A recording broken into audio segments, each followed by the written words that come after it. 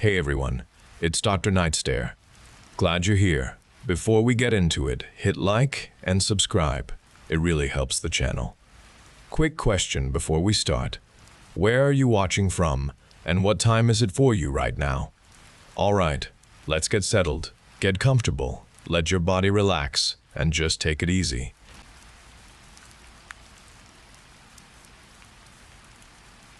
The lake took me without a warning. I remember the immediate cold weight of the water closing over my head. My lungs burned for air. I thrashed against the current, pulling me deeper into the murky darkness. Panic seized me. A rough hand then grabbed my arm, dragging me toward the surface. I coughed water onto the shore. The experience left a fear inside me, a deep unease with any large body of water. I started to obsess over mermaids. They controlled the ocean. They lived in a world where humans could not follow, a world of power and mystery. My bedroom walls soon vanished under their images. I drew them with crayon and marker. I sketched them into every notebook I owned. I gave them long, flowing hair and shimmering tails. I imagined myself among them, free from the surface world and its constant dangers. I saw them as protectors, not as creatures of peril that lured sailors to their doom. I felt safe, surrounded by their imagined strength. My brother, Harvey, loved the ocean. He was older than me, strong and agile in the waves. He had no fear of the water. Father designed specialized diving equipment for his clients. He held a grand vision of building cities beneath the waves. Harvey often tested the new prototypes for him.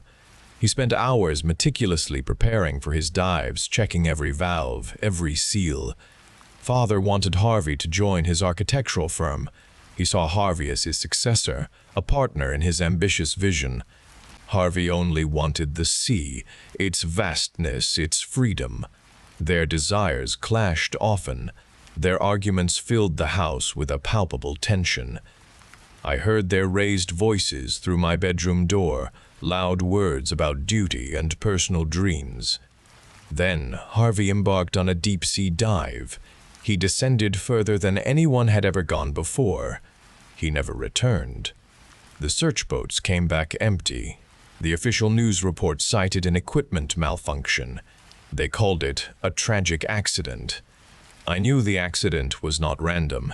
Father had chosen the specific gear.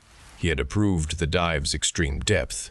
A cold calculation seemed to guide his actions. Mother stopped speaking after Harvey's death. Her grief was a silent, crushing force, heavy and constant. Her eyes looked out without seeing anything. Her movements through the house were slow, ghost-like. She forgot to eat.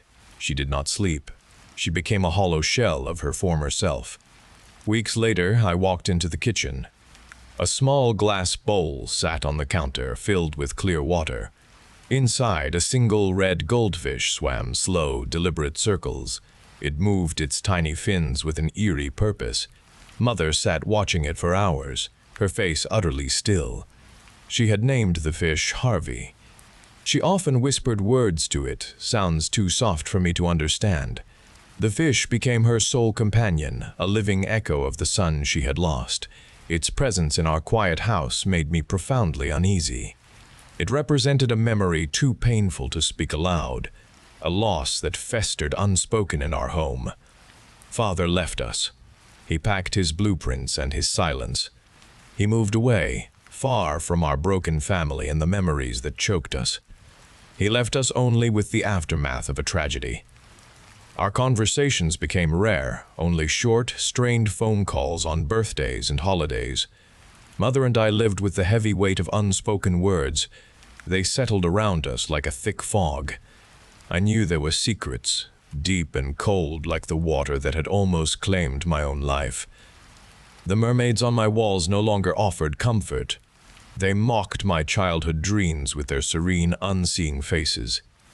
Every time I looked at the red goldfish, swimming its endless loops in its small glass world, I felt a knot of dread tighten in my stomach. The fish was a constant living memorial to a death that felt less like an accident and more like a carefully constructed absence. My childhood fascination had turned into a desperate need to understand the hidden truths in my family's past. These truths were as dark and unknowable as the deepest parts of the ocean. Years passed, marked by the increasing silence between my father and me. Then a formal invitation arrived. It requested my presence at his new coastal estate. He had built it far north, a towering structure on a cliff overlooking the vast open ocean. The journey ended at a massive house of glass and polished steel. It stood gleaming, commanding the surrounding landscape. The building itself felt like a statement, a declaration of his architectural prowess and boundless wealth. He met me at the entrance, his face older, lines etched around his eyes, but his gaze still held a familiar intensity. He led me inside without speaking, his movements precise and deliberate. The interior opened into a maze of flowing spaces. Water permeated every design choice. Glass walls separated living areas from vast, shimmering aquariums. Some tanks held schools of colorful fish that darted through elaborate coral reefs. Others displayed larger, solitary creatures, dark shapes moving in the depths. The air carried a scent of salt. Another smell, sharp and metallic, also lingered. It felt clean, almost sterile, but oddly present. He guided me through a long gallery where deep blue light filtered from above. The light pulsed, creating an underwater atmosphere. We entered a circular chamber. A vast, cylindrical tank filled the room's entire center. The water within it swirled gently, creating subtle currents. Two figures moved inside the tank. They glided with a grace beyond anything human. Their lower bodies ended in powerful, shimmering tails, scaled in iridescent blues and greens. Long, dark hair floated around their heads, creating an ethereal halo. Their wide eyes, luminous and clear, met mine through the thick glass. These were the mermaids I had drawn endlessly as a child, now swimming before me. My father's voice broke the quiet spell. "These are Era and Fallon," he said. His tone was devoid of surprise. He spoke the names with a casualness that felt unsettling. I felt an immediate, strong pull towards them. I stepped closer, pressing my hand against the cool glass. Era, the closer one, slowly mirrored my movement. Her webbed fingers, delicate and long, touched the tank wall opposite my palm. Her expression remained unreadable, a blend of curiosity and something ancient. Fallon, the shyer one, watched from a slight distance, her head tilted, observing our interaction. We spent hours there that first day, silent, just observing each other.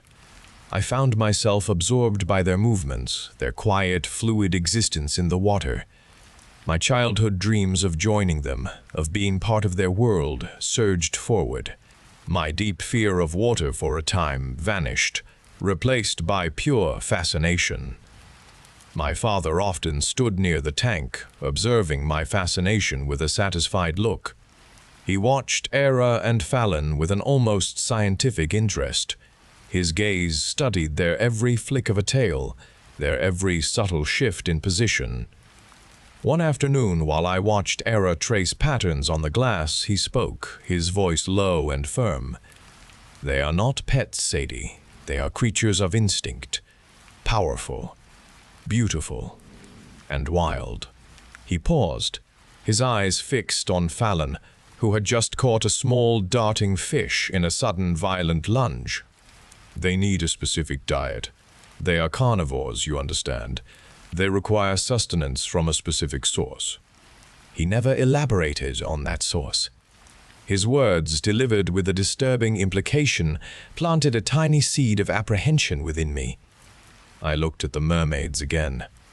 Their beauty now held a sharper edge, a hint of danger I had not noticed before. I saw the raw power in their tails.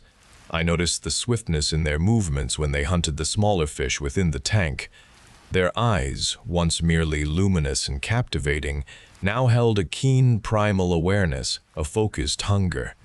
My father's presence near the tank, always watching, always evaluating, contributed to this growing unease.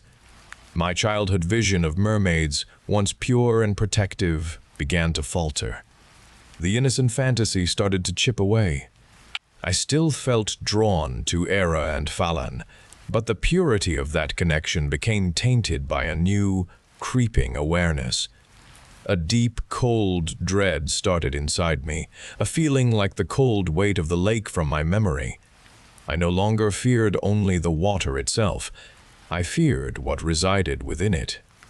I also feared the man who kept them there, the one who spoke of their predatory nature with such a calm, calculating certainty. The beautiful facade of my father's aquatic paradise began to show its first cracks, revealing a darker, more unsettling truth beneath the shimmering surface. The mermaids were real, yes, but their reality felt far more complicated and far more threatening than any childhood dream. The air grew thin in my own city. My lungs burned with a dull, persistent ache. Every breath felt like drawing water through a narrow straw. Doctors spoke of a rare respiratory illness, an aggressive pulmonary fibrosis, but offered no true answers, only grim predictions. The illness weakened my body, forcing me to retreat from my life. Thoughts of my father's isolated coastal estate returned to me. The vast aquariums, the controlled environment, the pure sea air felt like a desperate last hope. I traveled back, seeking respite, clinging to the memory of those cool, saline depths. My father greeted me with a solemn nod. His eyes held an unreadable depth. He looked at me, assessing my fragile state. The house remained a gleaming monument to his vision. It still smelled of salt and that metallic sharpness. I felt a chill despite the warmth of the sun through the glass walls. The grand cylindrical tank still dominated the central chamber. Era and Falan swam within, their movements fluid, hypnotic. Their iridescent tails shimmered. Their long hair flowed like dark seaweed. I watched them for hours, searching for the peace I remembered. The strange ache in my chest seemed to lessen when I focused on their grace. Era, however, seemed different. Her movements were less precise, almost jerky at times. Her wide eyes held a desperate, raw fear. I saw lines on her skin I had not noticed before. They snaked along her torso, dark and raised. They looked like scars. I pressed my hand against the glass. Era slowly approached, her face close to mine. Her mouth moved, forming shapes, but no sound emerged. Her expression was one of extreme distress, a silent plea. My childhood fascination shattered. Something was terribly wrong. I started exploring the house after my father retired for the night. My illness still plagued me, but a growing dread pushed me forward. I moved through the quiet corridors. The moon cast long shadows across the polished floors. I found a hidden door behind a movable bookshelf. It led to a narrow, spiraling staircase. The air grew heavy, thick with a medicinal scent. A low, rhythmic pumping sound echoed from below. I descended into the darkness, each step tightening the knot in my stomach. The staircase ended in a vast, cold laboratory.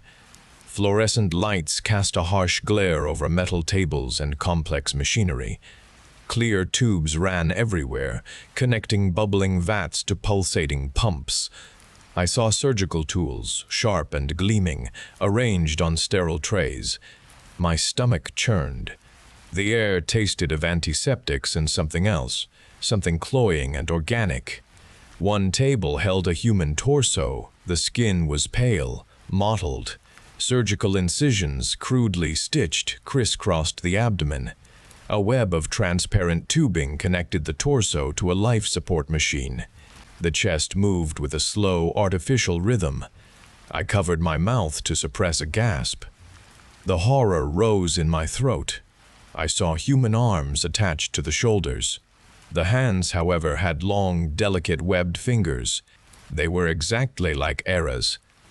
My heart hammered against my ribs. I staggered away, bile rising. My gaze fell upon another sight. It was a person, strapped to a massive operating table. Their lower body ended in a grotesque, partially formed tail. Scales covered sections of the flesh. The bone structure twisted in an unnatural way. It looked like a living sculpture of agony. The face of the person was obscured by an oxygen mask. Tears streamed from their eyes, soaking the straps. I recognized the hair, the shape of the head, even through the mask. It was Fallon. Fallon's body convulsed on the table. Wires connected her to monitors displaying complex graphs. A large mechanical arm, equipped with a laser, hovered above her lower spine. My father stood near a console, his back to me. He adjusted controls with calm precision. The laser flickered. A searing smell filled the air. Fallon screamed, a guttural, waterlogged sound. My blood ran cold. He was modifying her. He was building these things. I fled deeper into the lab, seeking escape, seeking any refuge from the monstrous scene. I stumbled into another section. This area held large, clear vats filled with a preservative solution. I saw human organs floating in some. Other vats contained dissected animal parts. One vat stood apart. It was taller, wider than the rest. A dark shape floated within its cloudy liquid. A sense of terrible recognition washed over me. I forced myself closer. My hands shook as I wiped condensation from the glass. The solution swirled, clearing slightly. The shape solidified into a body. It was male. Its skin was gray and puckered. Its eyes were open, staring without seeing. The lower body ended in a mangled skeletal tail. Flesh hung in strips. The skull was partially crushed, revealing bone. But I knew that face. I remembered the strong jaw, the slight scar above the left eyebrow. The face stared out at me from the watery prison. It was my brother. He had not died in an accident. He had not drowned in the depths of the ocean. He had been here. He had been subjected to this. The metallic scent in the house, the sterile coldness, the mermaids. My father had not created beautiful creatures. He had created monsters from human flesh. He had taken humans, my brother included, and twisted them into his own sick vision. The red goldfish, mother's silent grief, the depths of the ocean. My father was the monster. He had stolen my brother. He had cut him apart. He had turned him into this grotesque parody of a mermaid. I tasted blood in my mouth. My own lungs burned, not just from illness, but from a terror that consumed every fiber of my being. My father's voice echoed in the main lab. He called for an assistant. I heard footsteps approaching the section where I stood. I could not move. I could not breathe. My father was coming. The Architect of Anguish had built his kingdom of horror. His ultimate depravity had claimed my brother. It now threatened to claim me too. The watery depths held no mermaids, only victims. The fear of water returned, stronger, more absolute than ever before, because the true predator lived on land. He walked in my family. I woke on the floor of my bedroom. The air felt heavy. Each breath was a struggle. My chest tightened with an ache worse than the illness. My fingers moved over my torso, searching for the new, sharp pain. They traced raised ridges along my ribs. The skin felt rough, alien. I pushed away my nightshirt. Dark, layered flaps of flesh now opened and closed where my ribs met my side. Gills. My father had done this to me. He had started the transformation. My throat constricted. My lungs burned with a thirst for water, not air. I gasped, but the oxygen brought no relief, only a deeper sense of suffocation. My vision blurred. I needed water. I needed to immerse myself. That thought horrified me. My legs trembled as I stood. The room spun around me. I stumbled toward the door. The door handle felt cold under my hand. I twisted it. The latch held firm. I pulled the heavy wood. I pushed it. The door did not move. It was locked. I rattled the handle. I hammered against the door with my fist.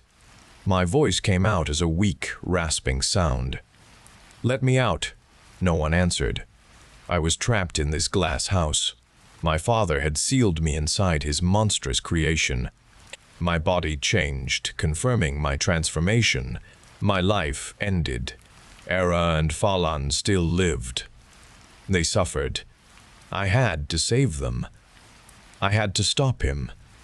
I looked at the window, the vast ocean stretching beyond the glass. It called to me. The water no longer terrified me. It promised relief, a twisted home. "Someone, please." My voice was barely a whisper. "Help us."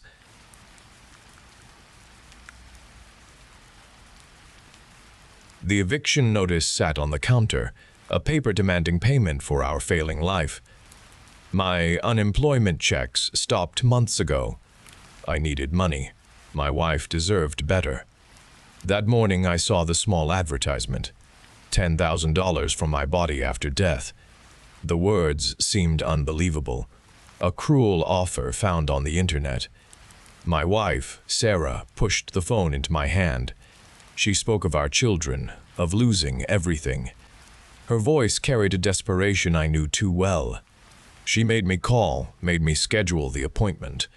Investutech's lobby was cold and modern. A woman with a stiff smile explained their work. She spoke of cadaver research, of advancing medical science. My living body, she insisted, was not what they wanted. They needed my future remains. She detailed how my donation would contribute to groundbreaking studies, her words sterile and precise. The money represented a solution for our empty bank account. The situation was unsettling but offered our only hope. Dr. Aris led me through pristine white hallways, each door bearing a complex alphanumeric code. We entered a large laboratory where scientists in surgical masks moved among advanced machinery. Glass panels lined one wall, revealing other rooms. Some held animals, rabbits and rats connected to blinking monitors, their small bodies twitching with unnatural regularity. Human cadavers, suspended in clear, nutrient-rich solutions, their skin pale and waxy, filled other rooms. Dr. Aris explained these were initial stages of neurological reanimation, a process designed to map brain activity after biological death. She opened another door, and the air grew colder. We stood before a thick glass wall. Behind it, a person lay stretched upon a sterile examination bed. Their eyes were open but vacant, staring at the ceiling without perceiving anything.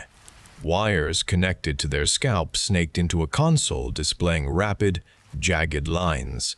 A small metal plate affixed to the bed's frame read, "Nonlinear Subject 7. Dr. Aris spoke in a low, even voice describing how this individual was in a state of perpetual catatonia, their consciousness fragmented by experimental cortical restructuring.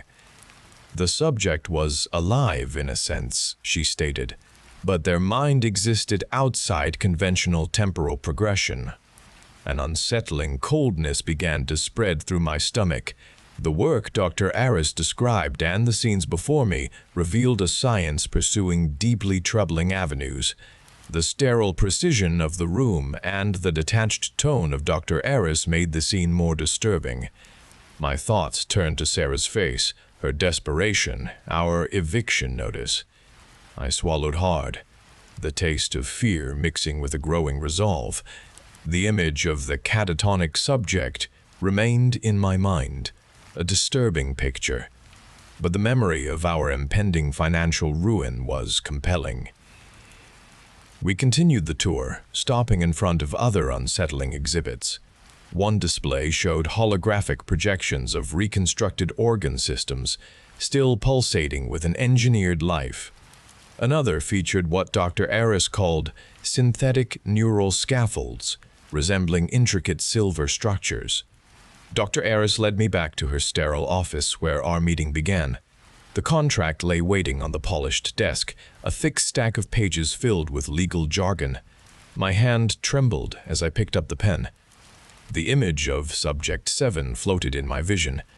The money would solve everything, I reminded myself. It would protect Sarah.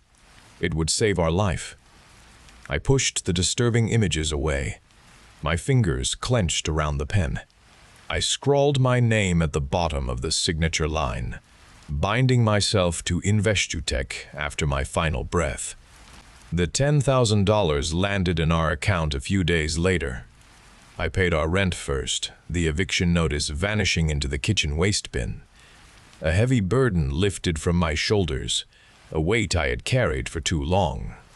Sarah's smile returned, her eyes clear of the shadows that had darkened them for months. We bought groceries, filling the cart with food we had foregone. A quiet relief settled over our small apartment. We went out for dinner that evening, a simple meal, but the best we had eaten in years. Sarah's hand rested on mine across the table, her touch gentle and reassuring. We spoke of future possibilities, of finding another job, of rebuilding our life. For a brief time, the world felt open and hopeful again. One evening, weeks after signing the Investitech contract, we were driving home. The streetlights cast long shadows ahead of our car. The radio played a familiar song. Sarah was humming softly beside me. Suddenly, bright headlights flared from a side street, too fast, too close. A large truck barreled through the intersection, ignoring the stop sign. My heart pounded against my ribs. I had only a moment. I saw the impact coming, a certain devastation. My arm shot out, shoving Sarah hard into her seatbelt. I twisted my own body, leaning toward the driver's side door, instinctively shielding her. The screech of tires filled the air. Metal ripped. Glass exploded around me. A terrible force crushed me. Then everything went dark. The thought came to me, clear and undeniable, even as consciousness faded. The contract was fulfilled. My eyes opened to blurred lights above me. A cold awareness settled over me. I felt restraints on my wrists and ankles. A metallic taste coated my tongue. My vision cleared, showing the sterile white ceiling of Investitech. I remembered the truck, the impact, Sarah's face. My breathing rasped in my throat. I tried to move, but my muscles protested, seizing with unnatural stiffness. My skin felt loose on my bones. I touched my face. My fingers met a slick, decaying surface. I saw rot clinging to my nails. A deep ache settled in my bones. My stomach churned with a relentless emptiness. It demanded something vital, something I could not name. Its absence became a searing agony. A growl erupted from my chest, a sound I did not recognize. A doctor in a white coat approached the table. He held a clipboard in his hand. His eyes widened when he saw me stir. He spoke, but the words were a jumble, irritating noise. The hunger twisted inside me, sharpening into a singular, brutal need. I ripped my wrist free from the restraint. The metal snapped with a loud crack. The doctor stepped back. His face drained of color. I lunged. My fingers closed around his throat. My teeth tore at his flesh. Warm blood poured into my mouth. The hunger momentarily receded. A shuddering satisfaction replaced it. Other scientists screamed. Alarms blared through the lab. Guards with weapons rushed into the room. They fired at me, their shots thudding against my decaying flesh. I felt only an irritation. They overwhelmed me, grappling with my limbs. My strength waned after the feeding. They dragged me through the hallway, my body scraping against the floor. They threw me into a dark room. The heavy steel door slammed shut behind me. I heard the lock click into place. I was alone, shivering in the cold. The taste of blood still lingered in my mouth. My body shuddered, already beginning to crave more.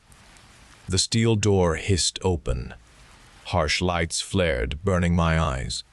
2 guards stood in the doorway, weapons raised. A third man, Dr. Landon, walked behind them, his face grim. He spoke, his voice clipped and precise. "The experiment is a failure. Terminate it." The guards moved into the room. Their uniforms were black, their movements precise. I felt the hunger surge, a powerful presence. It was not just for sustenance anymore. It was for vital essence. I launched myself forward. A surge of immense strength coursed through me, raw and potent. I ripped through the first guard, then the second. Their screams were brief. Blood sprayed hot and wet. I tore at their throats, feeding, absorbing their last moments of life. The searing emptiness subsided, replaced by a terrible exhilaration. Dr. Landon stumbled back, his eyes wide with horror. He tried to speak, but no sound came. I seized him, his body limp in my grasp. His flesh was soft. I fed again, tasting the fear, the life draining from him. A new clarity settled over me, a terrible understanding. My purpose was not simply to exist or to feed. I needed to find Subject 7. A primal urge guided me, a powerful, clear direction. I broke through the door and moved through the Investutech hallways. Alarms blared, their sound piercing. Red lights pulsed, painting the white walls in bloody streaks. Sirens began wailing in the distance, growing louder. I walked toward the section of the lab where I had seen Subject 7, drawn by an irresistible force. The facility began to shake, distant explosions rumbling through the floor. I reached the thick glass wall, pressing my hand against it. Subject 7 lay there, eyes vacant, waiting. I knew I had to be with them. I knew what I must do.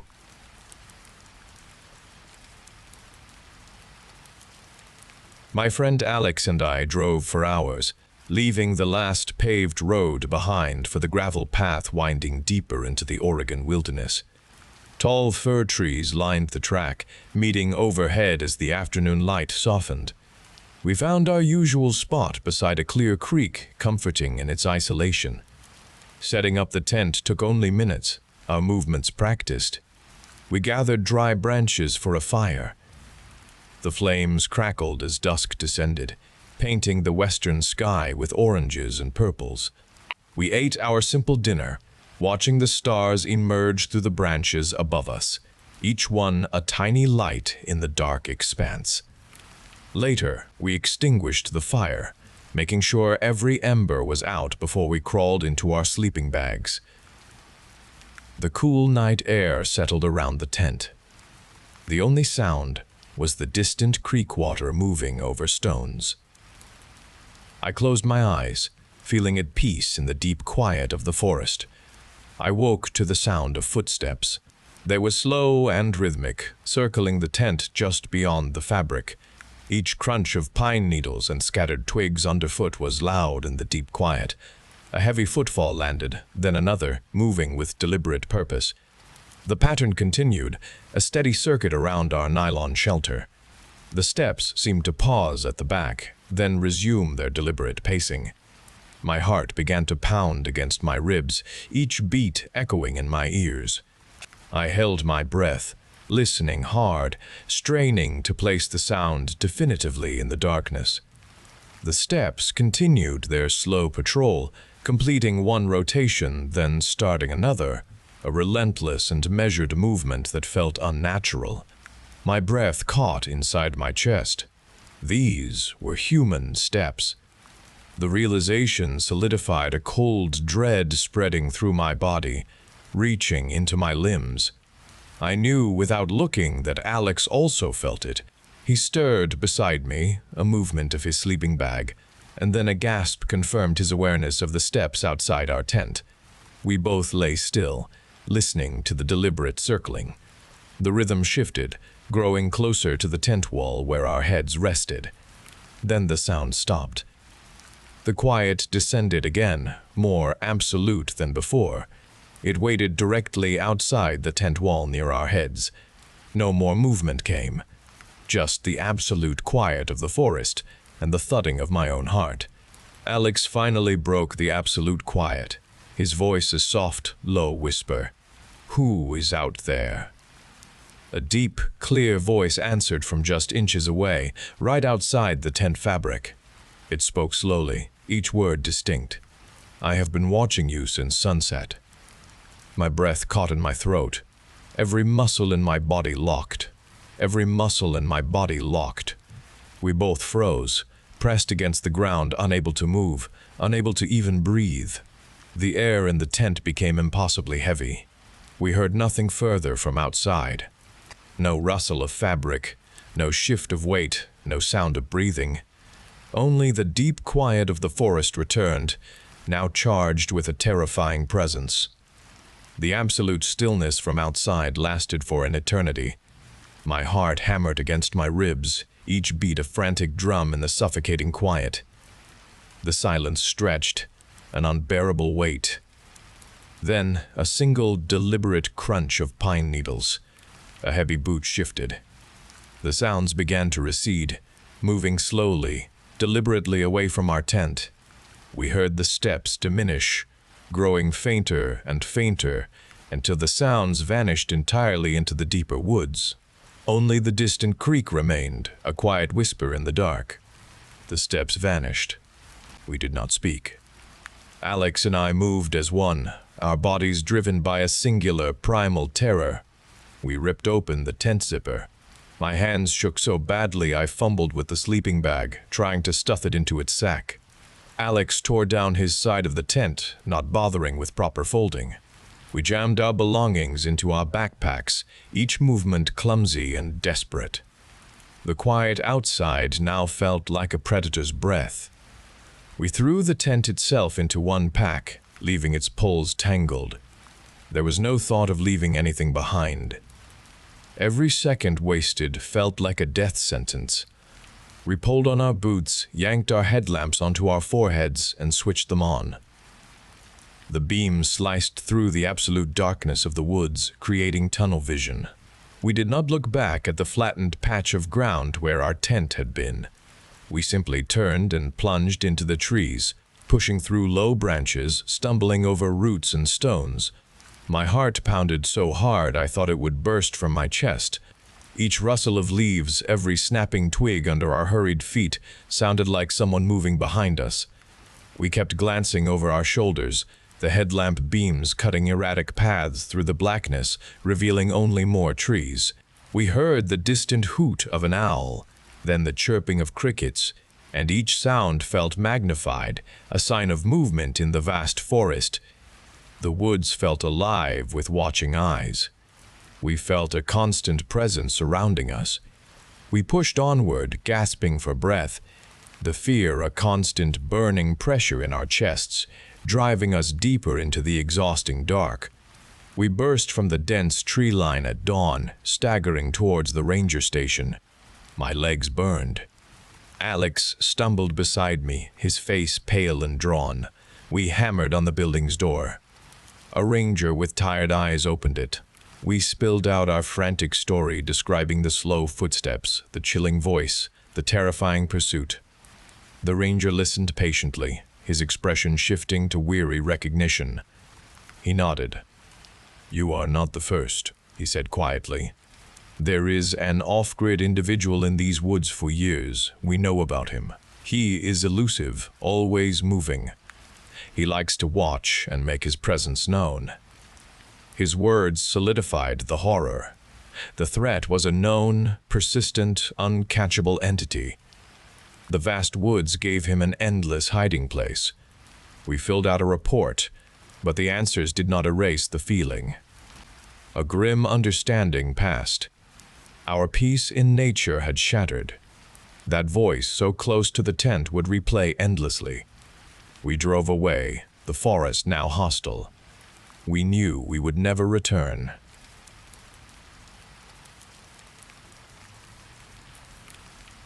The scratchy suit pressed my skin. Each December morning brought another line of children, another shift in the hard chair. My lower back always ached. The pay was low. Many small children cried the moment parents placed them on my knee. Some stared at my big beard, their faces blurred into a constant stream. Sometimes a child offered a smile, or a small hand squeezed my gloved arm. Those moments helped the long hours pass. I always waited for closing. The line continued its slow crawl forward. Then a boy and his mother approached.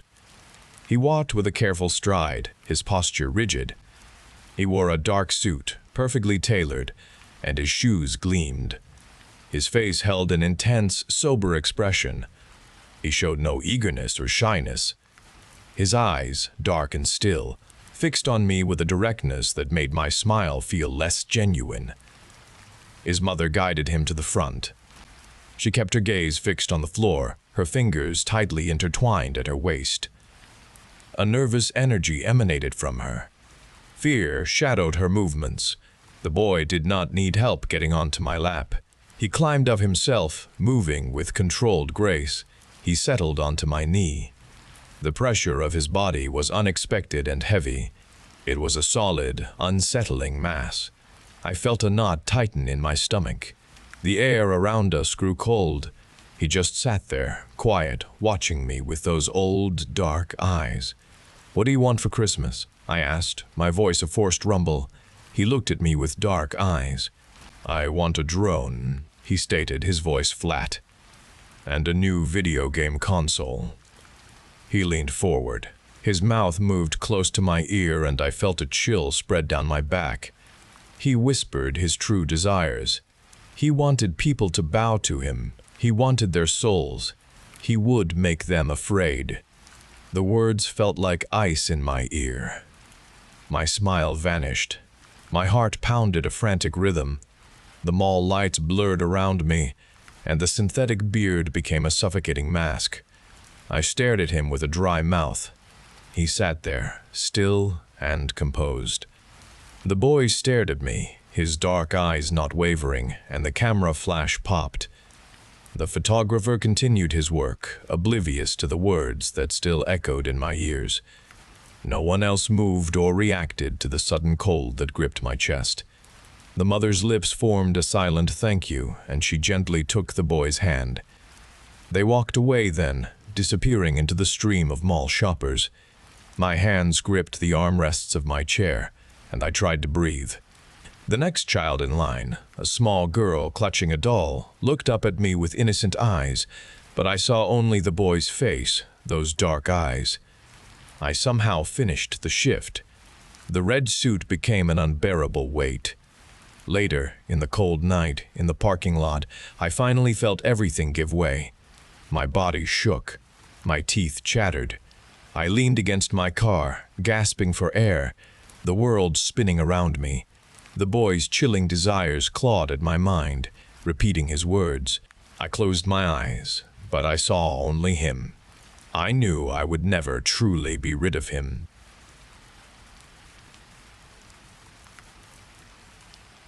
I sat on the porch swing with my cousin, enjoying the cool evening air. He pointed across the narrow alley to the house next door. A girl stood on their tile roof, her silhouette sharp against the fading light. She moved with an unsettling vigor. Her limbs jerked and swayed. A constant, restless motion kept her active. She danced with an endless, unprompted energy. Her movements had no rhythm or pause. They were a chaotic, persistent flailing. The spectacle played out night after night for anyone who cared to look. My cousin tightened his grip on the armrest. "She is possessed," he stated, his voice dropping low. He often spoke like this, full of the village stories and old fears. The spirits claimed her weeks ago, trapped her there. I rolled my eyes. He always went straight to spirits, never anything logical. This belief in unseen forces felt so primitive. I saw a young woman struggling. Perhaps she had some severe mental health issue. We lived in a world of science, not ancient superstition. She probably just needed medication and professional help, not an exorcism. I always felt like an outsider here, bringing city logic to their deep-rooted beliefs. They saw darkness and evil behind every unexplained event.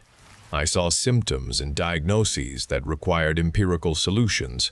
The girl continued her strange, tireless performance, and my cousin watched her with a morbid fascination that I could not share, his conviction deepening with every jerky movement she made.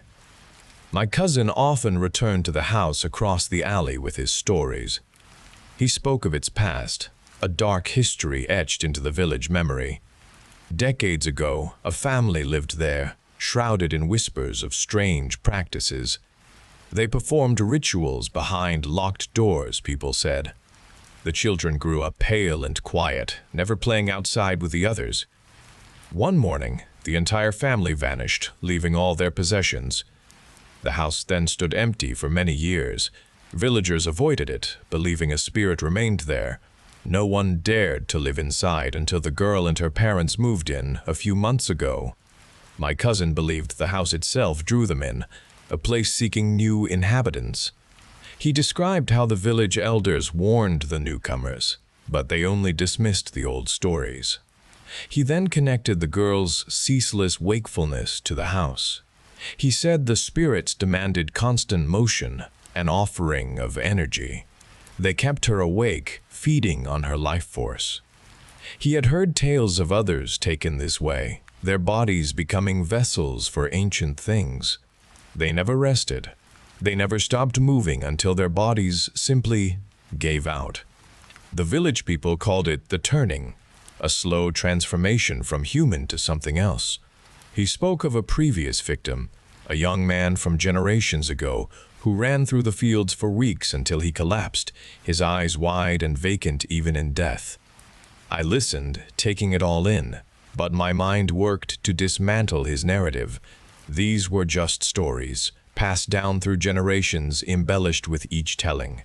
The vanished family likely just packed up and left, escaping some debt or scandal. The house standing empty was probably due to its poor condition or a landlord unwilling to invest.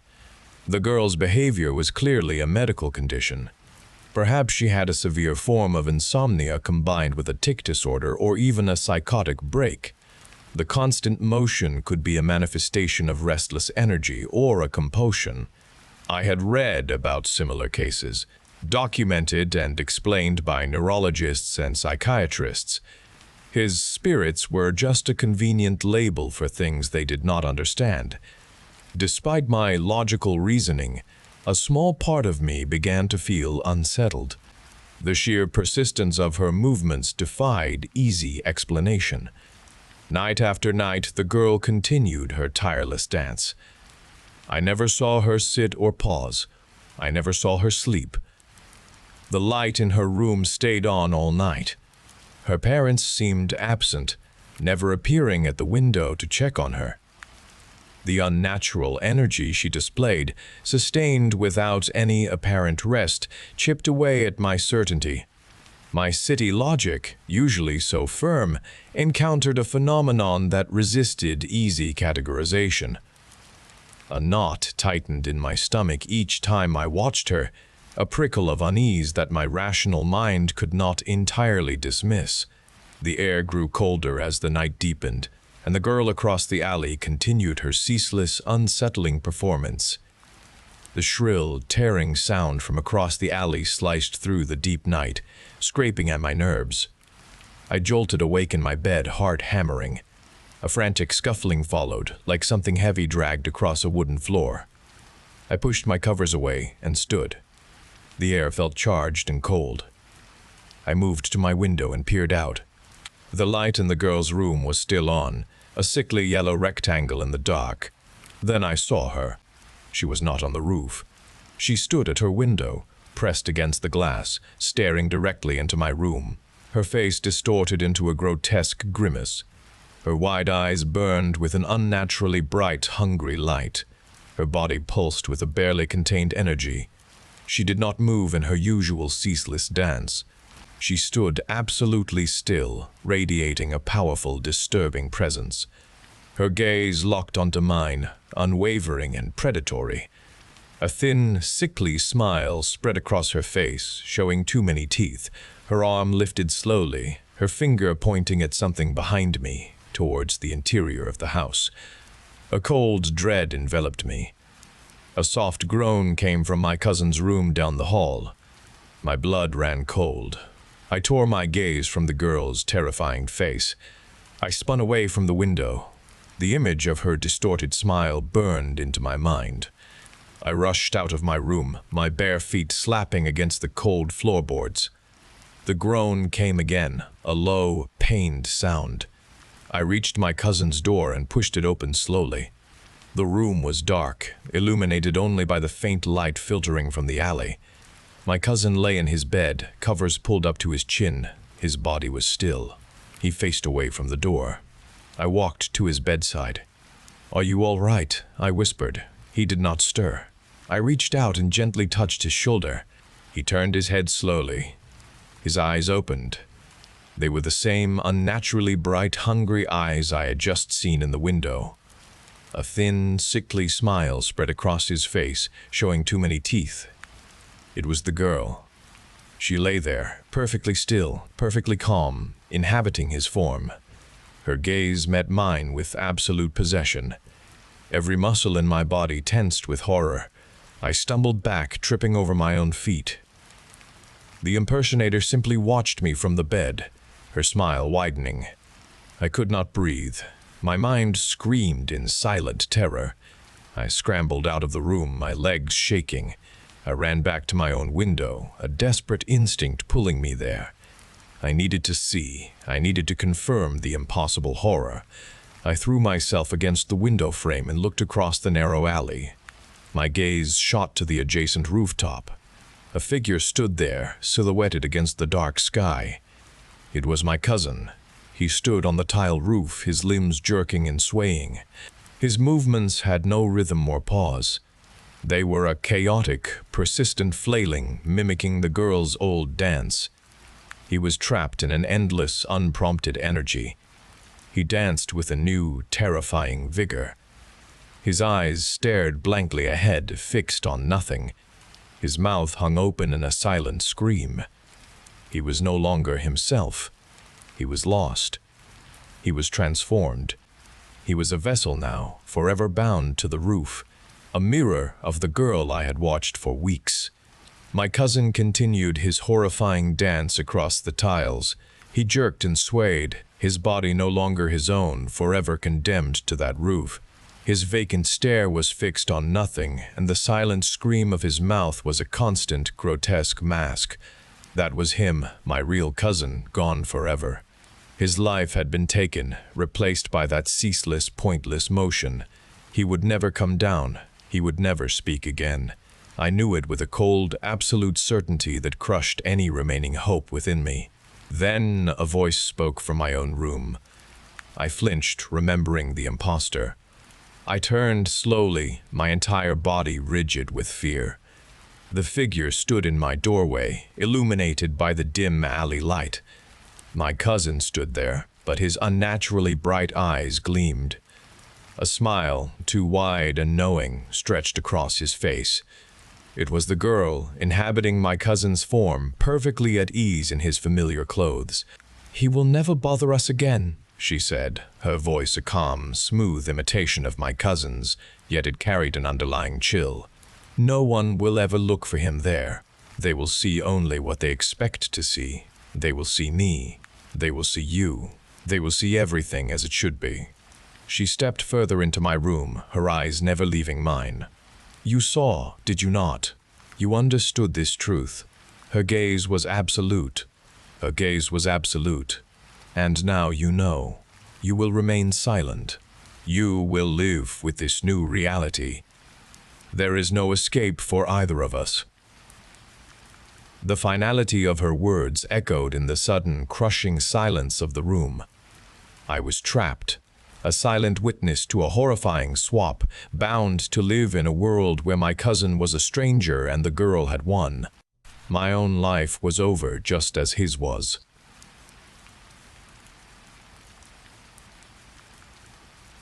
Living with them always drained my energy.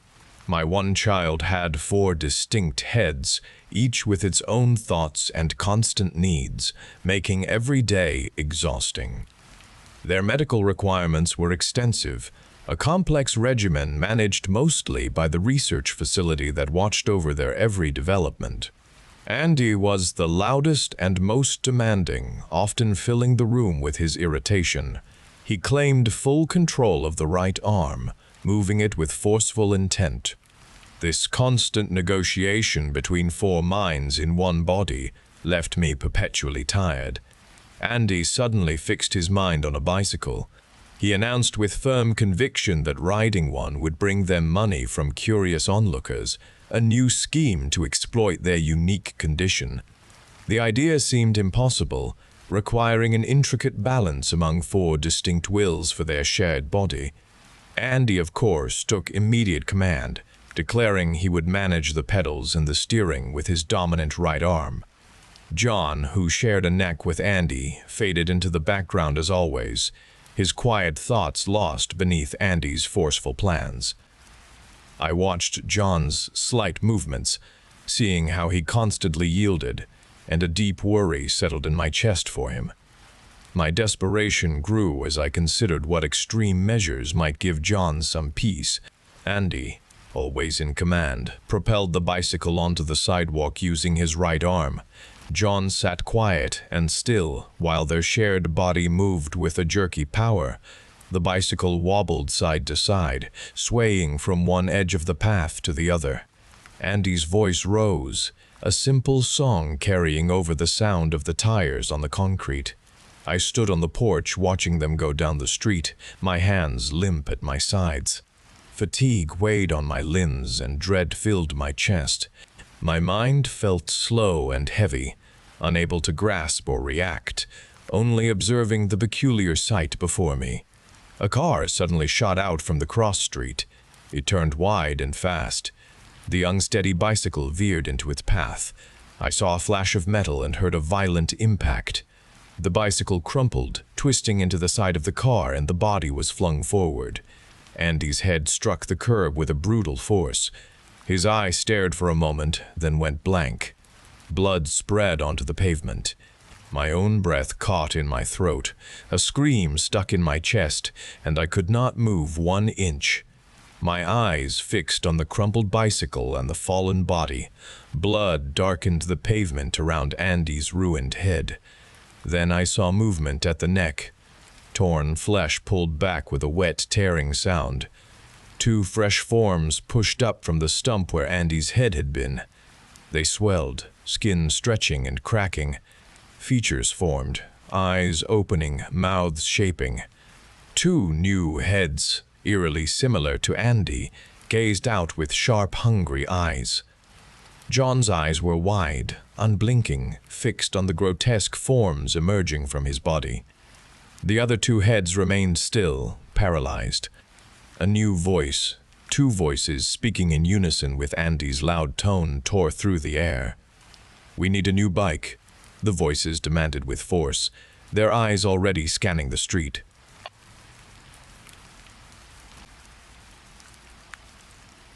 "Mom, they gave me paper and a pen for writing about everything that happened.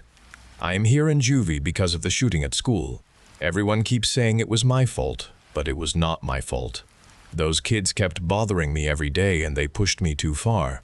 I told you about them before, but you did nothing to stop them. Something had to happen and they were there. I wish you were here to hear me. Mom, they say it was just me and my anger. Mom, they say it was just me and my anger, but they are wrong." His voice was there, distinct, telling me what to do. It started when those kids were pushing me, and I felt that fire in my stomach. Dad's voice, angry and strong, told me it was time.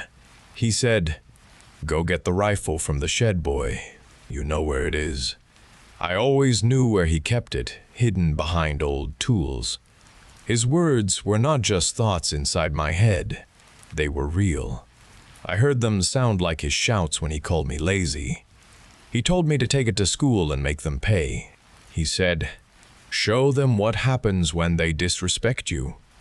And then, when those kids laughed at me again, his voice roared inside my head.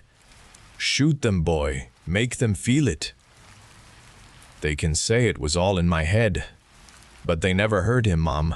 You heard him. They serve us chicken here. It makes my stomach turn. Every stringy piece brings back the sting of Dad's hand across my face, forcing another bite of the same meal. I would gag, but he made me swallow. He would watch me until it was all gone from the plate, his belt already unbuckled, waiting on the counter. He would lean in close and shout I was just like her, useless and weak. His voice now laughs inside my head. He tells me I was stupid to get caught, a real idiot, just like I was stupid for everything else. He says he taught me better than this. He tells me I deserve to be locked up here, away from everything. He says this place is nothing compared to what he will do to me when I get out. He promises me I will end up like my mother if I ever disappoint him this way again, begging and broken on the floor. Sometimes his voice changes, Mom, and it gets softer, almost like he is trying to be kind. He says he will take this letter for me, and he says he will find you out there, wherever you are now. He says he will make sure you read every word, and he says he can pass through places I cannot go. It makes me feel a little better knowing you might get it. I hope you are not mad at me for what happened, Mom, because I did not mean for things to end up this way. Please, Mom, if you get this, write me back, or send me a sign. Tell me you still love me, and tell me you understand. I need to know you are okay, and I need to know you are still there somewhere. And if you do write back, tell them about yard time, because they need to know I should get more of it.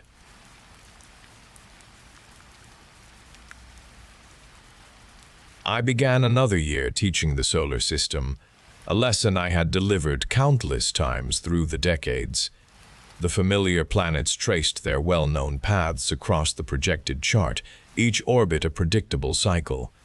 My attention, however, often drifted beyond the classroom's predictable walls and past the school's established curriculum.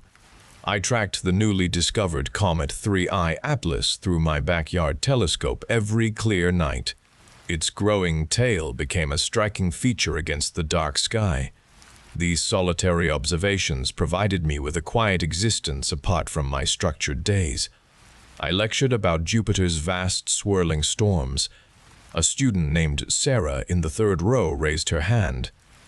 "Mr. Peterson," she began, "those are not the planets on the chart." I paused, ready to correct a mistake. "Of course they are, Sarah. That is Jupiter." She shook her head. "No, sir. That one says Osiris's, and the one after it says Isis's." My gaze snapped to the projection. The gas giant indeed now bore the name Osiris in white letters.